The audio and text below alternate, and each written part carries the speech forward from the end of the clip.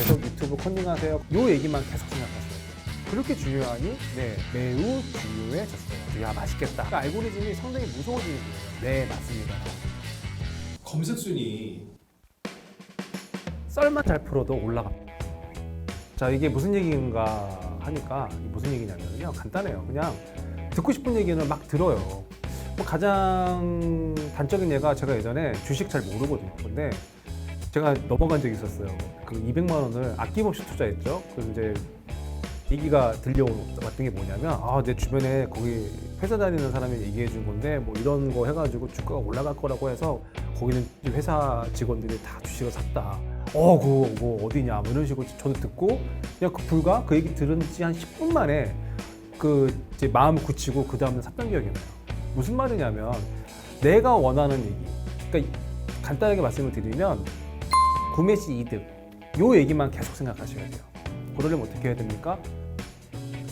무조건 소비자가 좋아하는 얘기를 맨 위로 올려야 된다. 이게 쉽지가 않아요. 제가 앞에서 말씀드렸던 게 뭐였어요? 계속 유튜브 컨닝하세요 했던 거 기억나시죠? 이게 왜 중요하냐면요, 일단 첫 번째로 키워드가 판단이 되면 무슨 키워드를 해야 될지가 느낌이 오고요. 그 키워드에 맞는 소비자 분류를 구분하게 됩니다. 아까 말씀드렸던 거 기억나시죠? 갑이 있고 을이 있고 구매 당사자가 있다. 이거 기억이 잘 안 나시거나 헷갈리시면 번거롭더라도 느낌이 올 때까지 반복해서 보시는 것도 방법입니다. 이게 왜 중요하냐? 체류 시간이 이어지기 때문에 그런데, 체류 시간이 그렇게 중요하니? 네, 매우 중요해졌어요. 예전에는 그러지 않았습니다. 예전에는 사실 체류 시간이라는 거를 가늠하기가 어려웠어요. 왜 그러냐? AI가 있다고 얘기하기도 어려웠던 상황이지만 알고리즘이라는 게 그닥 그렇게 지금처럼 복잡다단하지 않았어요. 이게 느낌이 잘 안 오시면 어떻게 생각하시면 되냐면, 유튜브를 로그인을 했을 때 여러분들이 좋아하시는 내용들 위주로 구성이 되는데, 그게 어떤 거 위주로 구성이 될까요? 그냥 클릭한 거 많아서? 아니요. 여러분들이 얼마나 많이 평균 시청 시간이 있느냐, 이게 중요한 거예요. 그러니까 지금 알고리즘들은 어떠한 상세 설명이든 컨텐츠든 간에 그 자리에서 얼마나 시간을 소비해 주느냐를 판단한다는 거죠. 앞으로 유튜브를 보실 때 이거를 참고하시고 생각해 보세요. 내가 봤던 거 위주의 비슷한 내용들이 계속 올라옵니다. 근데 이게 근데 재밌게도 유튜브에서만 통용되는 게 아니라 우리나라의 쇼핑 컨텐츠에서도 유튜브의 로직을 가져다 쓰기 시작했다. 무슨 말이냐면, 내 상세 설명을 누군가가 조회를 해서 클릭이나 진입을 하잖아요. 그러면 어떻게 되냐면, 그 터치를 했거나 클릭한 소비자의 어떤 거, 검색 히스토리를 분석을 해서 그 소비자와 비슷한 방식의 선호를 가지고 있는 검색자들에게, 잠재 검색자들한테 그거 추천해줘요. 좀 말이 어렵죠. 제가 예를 들어 볼게요. 제가 어떤 그 떡볶이 먹방을 봅니다. 그래서 보고 막 제가 침을 질질질질 흘리면서 야, 맛있겠다 막 이러고 있어요.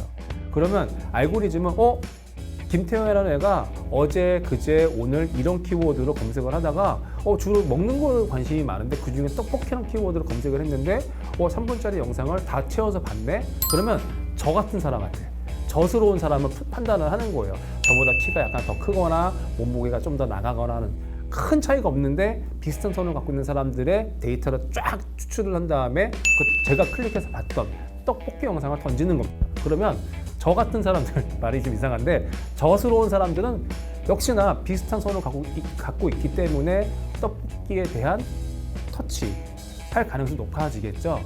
이거를 이제 머신러닝의 이제 로직이라고도 하기는 하는데, 제가 드리고 싶은 얘기는 뭐냐면, 여러분의 상세 설명을 조회해서 보는 사람들과 비슷한 사람들에게 우리의 상품을 추천해주는 알고리즘의 시대가 이미 구현되고 있다. 그러니까 알고리즘이 상당히 무서워진 거예요. 그러니까 예를 들어서 상세 설명의 길이가 여기서부터 여기까지라고 가정을 해볼게요.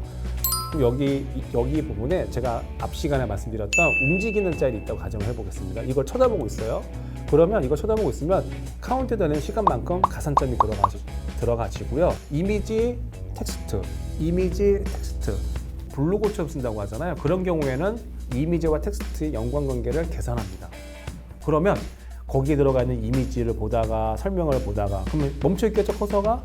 그리고 이제 움직이는 짤이 있으면은 GIF라고 하는데 그것도 쳐다보고 있으면 그만큼 또 시간이 가산되는 거거든요. 그러면 내 상세 설명을 알고리즘이 최대한 분석을 해서 내 상품을 클릭한 소비자들에게, 재분류된 소비자들에게 왕창 이렇게 쏟아져 나가게 하려면 어떻게 해야 된다? 올 웹디자인보다는 뭐가 좋다? 블로그 형식의 상세 설명이 훨씬 좋다라고 생각하시면 됩니다. 그러면 이 알고리즘이 어떻게 되겠습니까? 소비자는 우리의 메시지를 명확하게 보고 있고, 그러려면 어떻게 해야 돼요? 한 사람이 좋아하는 걸 해야 되겠죠? 모두가 보는 키워드, 모두가 보는 상세 설명을 만드는 게 중요한 게 아니고요. 특정한 사람이 터치를 해서 또는 클릭을 해서 내 상품 상세 설명을 봤을 때 그 터치나 조회한 사람의 그 히스토리, 검색 쿠키와 비슷한 사람들을 재분류해서 던진다. 그러니까 순간적으로 그러면 특정 소비자만 노리는 게 검색 순위 올라가는 게 더 확실합니까? 라고 물어보신다면 저는 네, 맞습니다 라는 거죠. 좀 더 간단하게 말씀을 드리면 호텔을 가는데 바다 전망이 중요한 사람이 있을 거고요. 침실에 그 포근한 잠자리가 중요한 사람이 있을 거고요. 아침 뷔페가 중요한 사람이 있을 거예요. 물론 그 호텔은 세 개 다 있다고 가정을 해볼게요. 그럼 그거를 다 설명을 해야 되느냐? 아니요. 이제 그 바다 전망 좋아하는 사람들은 키워드가 어떻게 되겠어요? 바다 전망에 관련된 키워드가 들어가겠죠. 그러면 바다 전망 얘기하고 나서 첫 화면은 뭐가 들어가야 됩니까? 바다 전망에 잘 보이는 객실이 들어가야 되는 거고요. 반면에 아침 뷔페가 중요하다는 분들은 당연히 아침 뷔페에 관련된 키워드가 들어가고 첫 화면에 뭐가 들어가야 될까요? 뷔페 음식들이 들어가야 되겠죠. 이 부분 이해하세요? 안 그러면 최대 시간이 증가하지 않습니다. 여러분 잘 생각해 보세요. 내가 바다 전망 호텔이 중요한데 무엇보다 그게 더 중요한데 뷔페는 일단 이선지거든요. 두 번째인데 들어가자마자 뷔페가 나와요. 물론 많은 판매자분들이 억울해하시는 게 뷔페 바로 밑에 있어 라고 얘기하시거든요. 그런데 소비자 이탈 속도가 제가 아까 말씀드렸어요. 0초 또는 1초대라고. 90%가 모바일에서 0초대 튕겨져 나가고요. PC에서 1초대에 튕겨져 나가거든요. 예전에는 양질 전환했죠.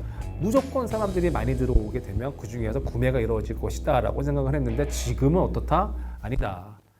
어떤 특정 소비자만 노렸을 때 그 소비자와 비슷한 데이터를 우르르 모은 다음에 거기에다가 우리의 상세 설명을 탁 던진다. 그게 더 효율적이다.